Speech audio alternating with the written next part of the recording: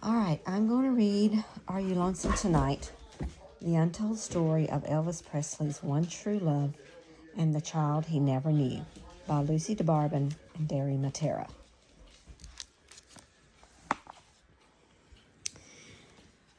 Okay, here we go. A little description. On a cool night in Memphis, high on a grassy hilltop, Elvis Presley fell in love with a beautiful French teenager with sparkling green eyes, a melting smile, and a halted existence. This love ignited a passionate romance hidden from the world for 24 years.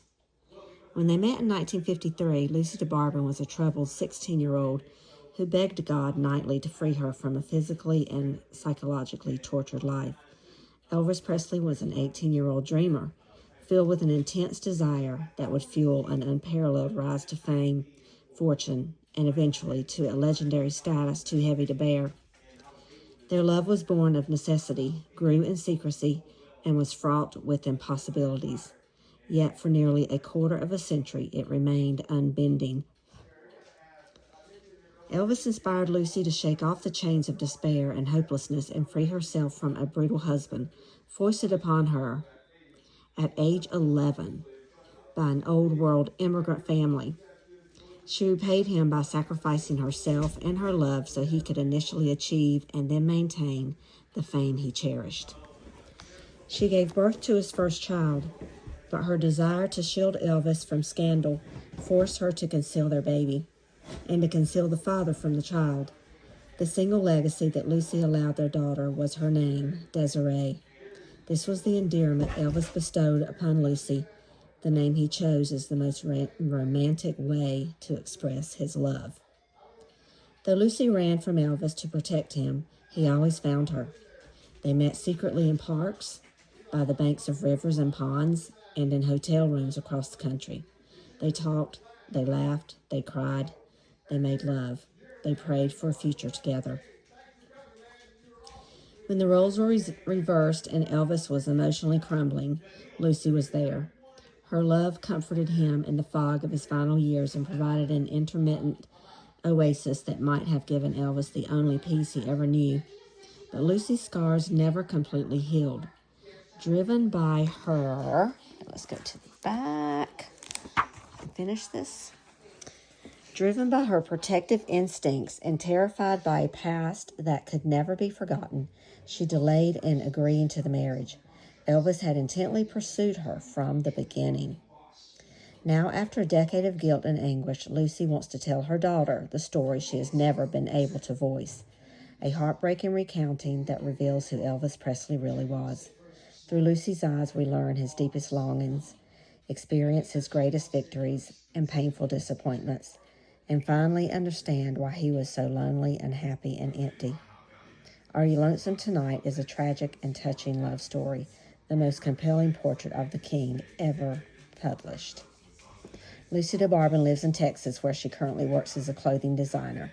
A mother of 6, Lucy was selected to appear in Notable Women of Texas, 1983.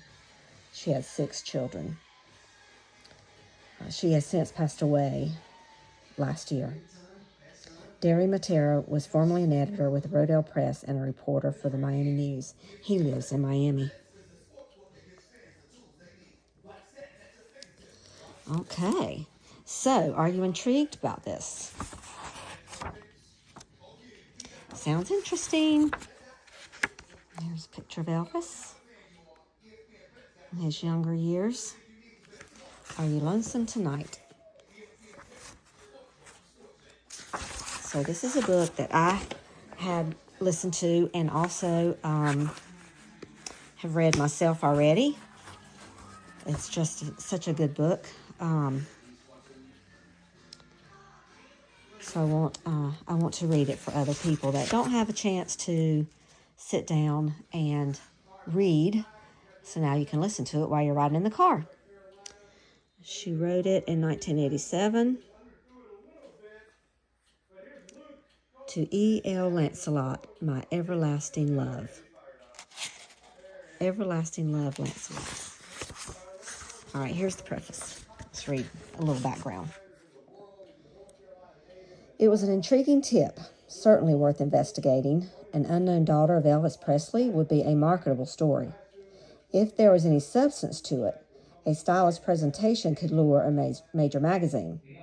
If it was the more typical one-night stand love child, a shot of rocket fuel in the prose would make the tabloid editors frenzied. I pursued. She spooked. My contacts in Los Angeles informed me that the thought of an interview mortified her. I greeted her fear with mixed emotions. Not getting the story was disappointing. The fact that she didn't want it told made it more plausible. I went on to other assignments, keeping this one in the back of my mind. 6 months later, I received a call at my home in Miami. It was Desiree. She was tentative, extremely cautious. She spoke in a soft, refined voice. She said that she might be interested in talking, but not then. She would contact me again. Now I was fascinated. She called a few more times over the next 6 months. She asked all the questions. What kind of story did I have in mind? In what publication would it appear? I tried to answer the best I could, but I had no idea what the story was. Whenever I probed for details, she retreated. She called again and told me she would be laying over in Miami the following week, returning from a trip to South America. Could I meet her at customs? She described herself as tall and slender, with long black hair. She added that she would be wearing unusual sunglasses with alternate white and black frames. You can't miss me, she said. I looked like my father. The plane was an hour late. I must have studied over 1,000 faces streaming out of the Miami Customs Gate. 99% of the travelers had black hair. Nothing clicked.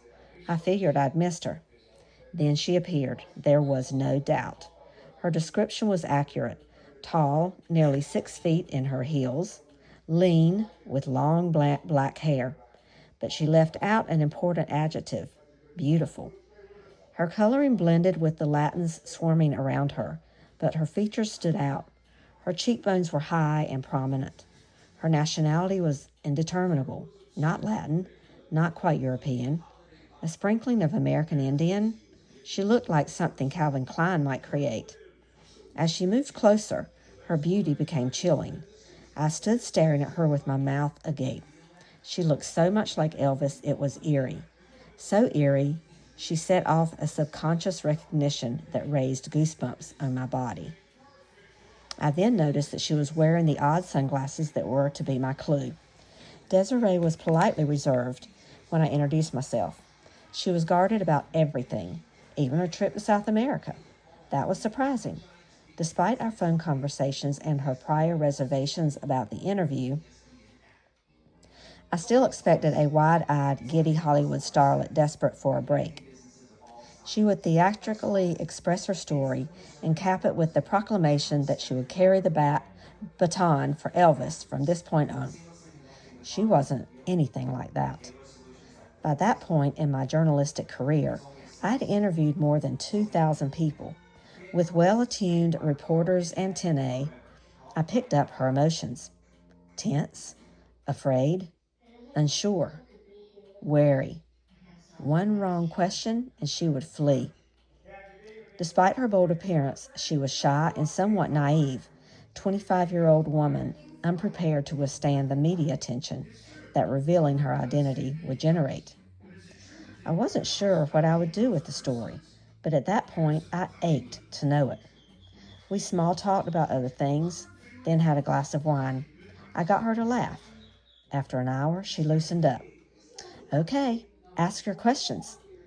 As I fired away, my anticipation quickly became bewilderment. I had a suitcase full of questions, but she didn't have any answers.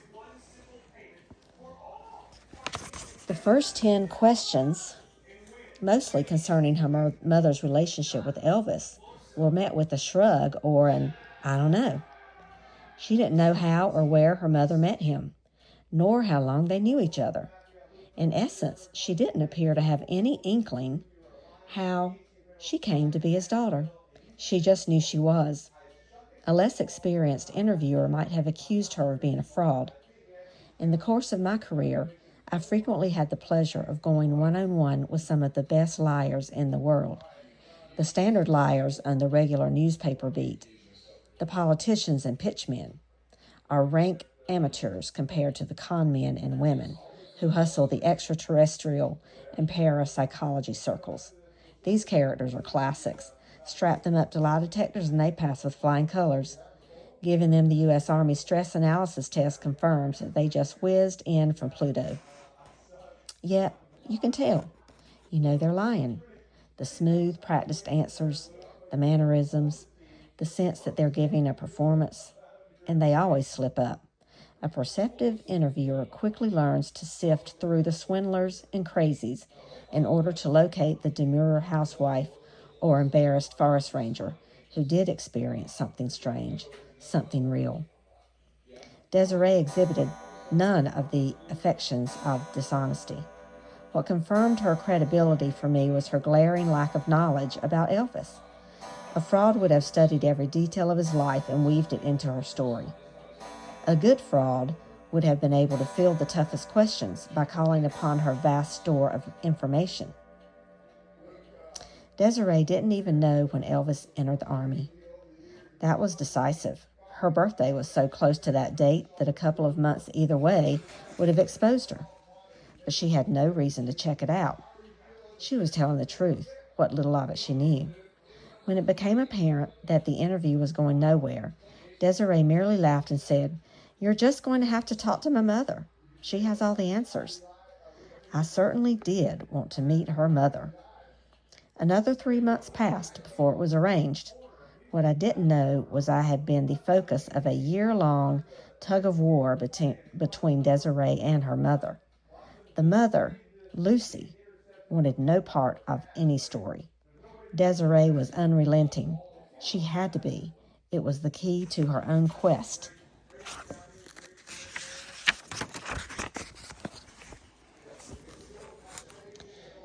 Lucy finally agreed to meet me in Dallas at the Marriott Quorum. I was introduced to a petite, attractive woman with black hair, sparkling green eyes, and a bright but uneasy smile. We spent the first day sightseeing and getting to know each other. Late in the afternoon of the second day, Lucy began to talk, and she began to cry. I was totally mesmerized that afternoon, as I would be for the next 20 months.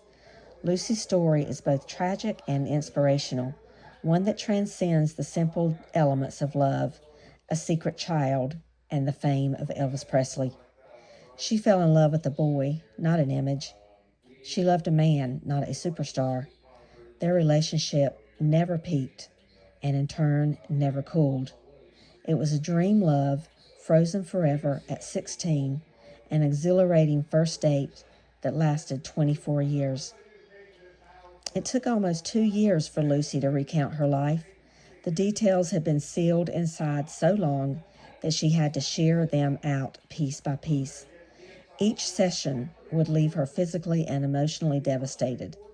I had interviewed people whose children were killed, wives who lost husbands, rape victims, individuals who had experienced every kind of grief imaginable, but I had never witnessed anyone wrenching out their soul as Lucy did.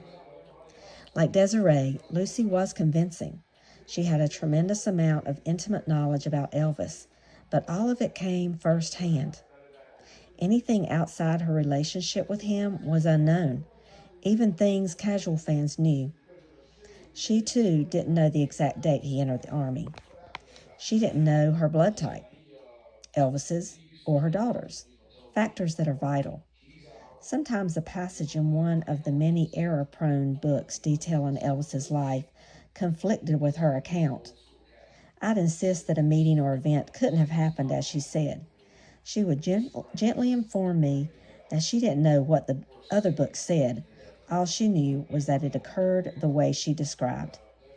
I'd dig further, question Elvis's associates, and uncover the facts, or discover the mistake and realize she had been right all along.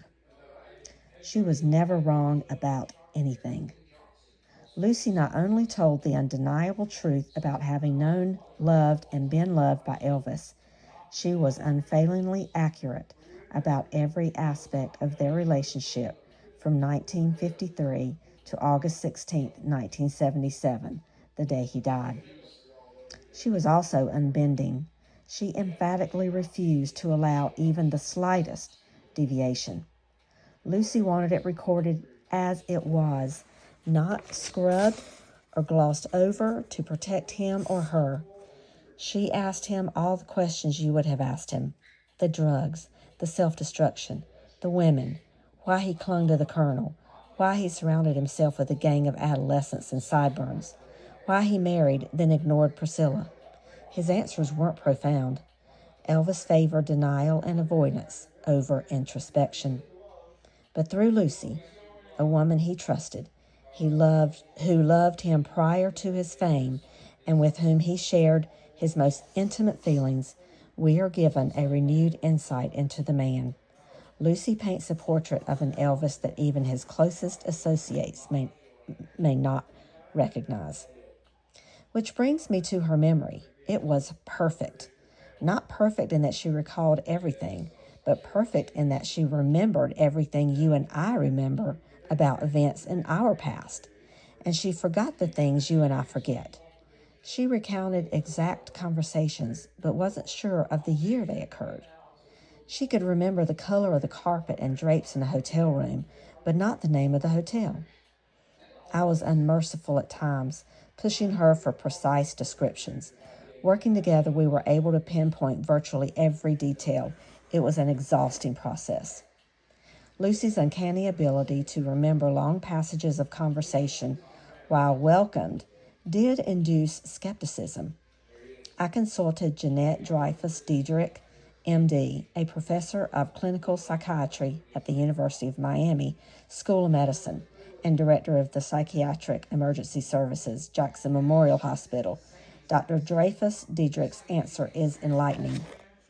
If a woman is given only a limited amount of time to spend with the man she loves, she endures the separation by constantly recalling and reliving every moment down to the finest detail.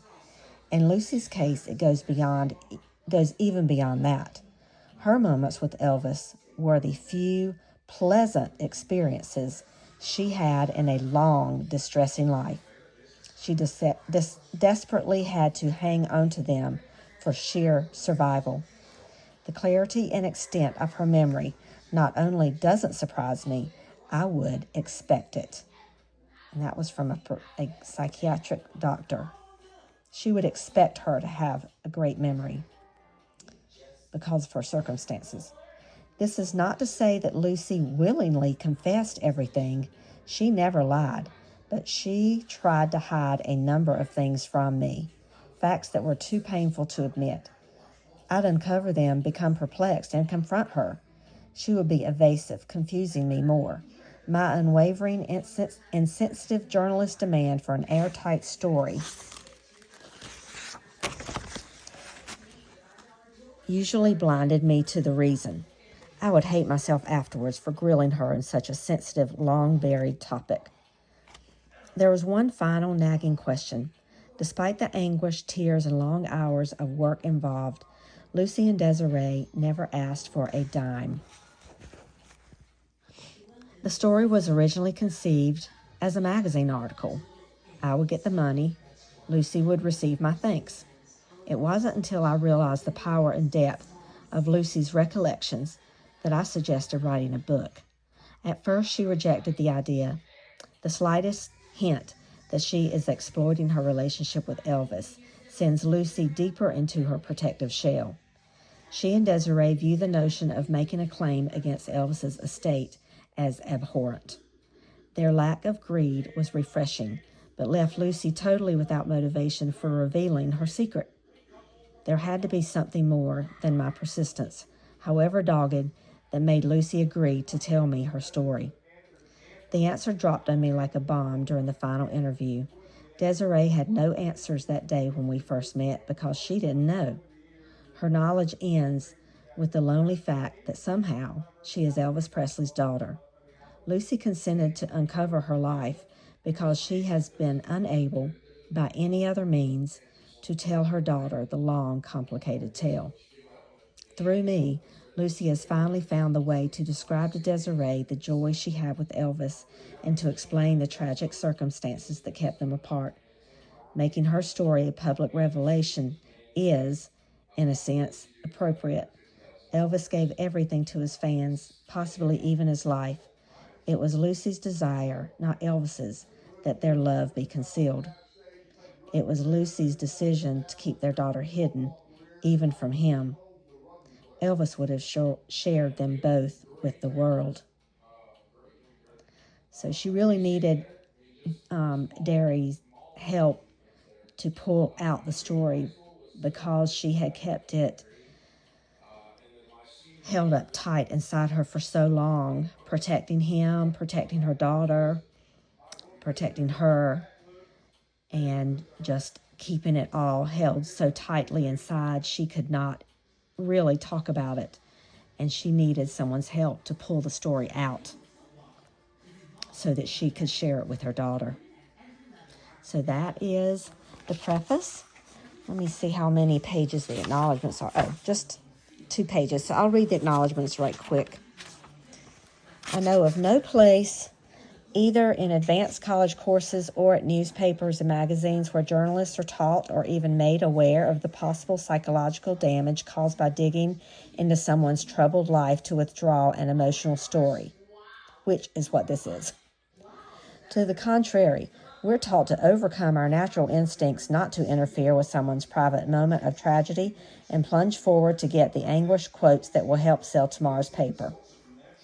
Faced with this insight into my own insensitivities, I knew I needed help to delve into Lucy's dark past without leaving her mentally spent. No book would have been worth such price.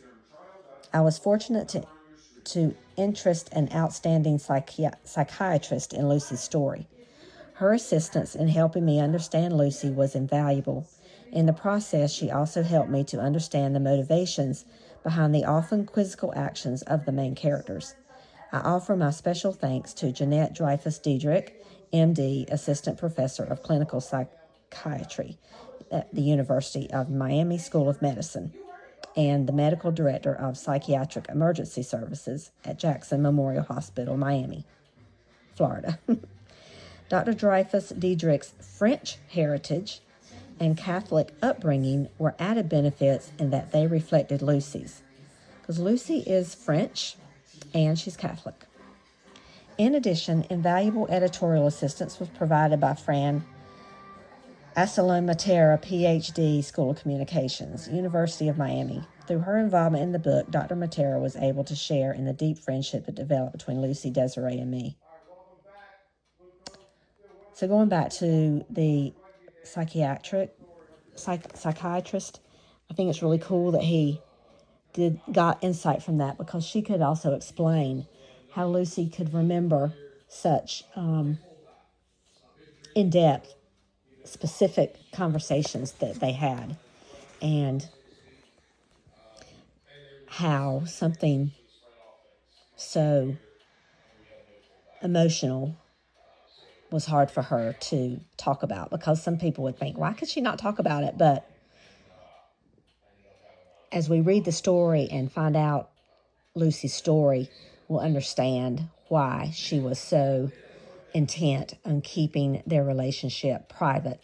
She did not want Elvis to tell anyone at all about them in the beginning and throughout their lives. She was insistent, and he did not. And over time, he realized also how important it was to keep their relationship private and no one else to know about it. So we'll uncover all that as we read the book, but it's just very fascinating. Okay, on the other end, Lucy and Desiree had their own special advisor who encouraged them to go forward with the book and provided comfort and assurance when they were fearful of consequences. We all are deeply indebted to Rafael Rodriguez, MD, Senior Surgeon, Brotman Medical Center, Culver City, California, St. John's Hospital, and Santa Monica, California, Santa Monica. So they also had a doctor helping them, which I think is great. Although this book is basically one woman's story, it did entail a significant amount of additional research. Most of those I interviewed were not apprised of the full extent of the story. They were sought for their knowledge of past events in the life of either Lucy or Elvis that were appropriate to this project. They deserve my sincere thanks for their willingness to share their time and memories with me, despite my being unable to fully disclose the purpose of my inquiries. So basically, he would talk to people and ask them about certain things that happened in Lucy or Elvis's life, and they didn't really know the full extent of the story, but they were willing to answer questions. And this shows all the people that are listed that we're getting ready to go through. All their names are people that the author talked to, so that gives more strength to the story because it's not from one person's perspective. It is a lot of people went into this, so he certainly did his due diligence on researching for this book. And Lucy wanted it that way. She wanted it to be right and the truth. So here we go. We're gonna be hearing from all these people in Monroe, Louisiana, which is where Lucy's from. Special thanks to Mary Wilton Wade, and I don't really want to go through all these. Just know that all these people contributed. They were people that knew her back in the day from KNOE TV. All these people worked at the TV station with Lucy in Shreveport, Louisiana, where Elvis spent some time in his early days before he recorded anything.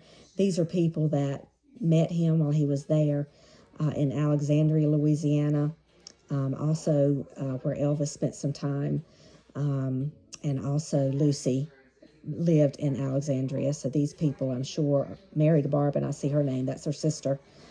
These are people that she probably worked with and she knew. In Memphis, these are people that knew Elvis. Vester Presley is his uncle. Eugene Smith is his cousin. Patsy Gamble is his cousin. Joe Alden, I believe. I'm not really sure who that is. Kathy Shelby, Beth Peer, Charles Wilson in the Memphis Zoo. You'll find out why that's part of the story. George Klein, Alan Fortas, and Jimmy Velvet are good friends of Elvis's. In Los Angeles, special thanks to Curry Grant, who Elvis knew from Germany, and who also introduced him to Priscilla. John O'Grady is a private detective who also used to work with the Los Angeles Police Department. Thanks also to Joe Esposito, who was part of Memphis Mafia. These other people in Dallas, Dave and Marty Herndon. Lucy ends up living in Dallas eventually. And then all these other people. Elizabeth Mansfield knew Elvis in Germany. Her husband was in the service with Elvis, but Elizabeth also was his secretary while she was in Germany. Just scanning through some of these other people. Don't know their names, but they are obviously people that he spoke with and were able to contribute to this. Elena Nash is an author, an Elvis author. Very special thanks to Lucy's children, Deborah, Melody, Denise, Jacqueline, and of course Desiree Presley. So those are all of her children that he also speaks to, and they give insight into the story. Infinite thanks to my agent for her wise advice, and my editor, Diane Reverend, for her skill and sensitivity, and most of all to Lucy for allowing me to hear her story in its most intimate telling. Derry Matera. All right, there we go. Well, we're going to stop right now because that's a lot, and then we'll pick back up with the introduction, which is written by Lucy. All right, well, thank you for listening, and I'll see you next time.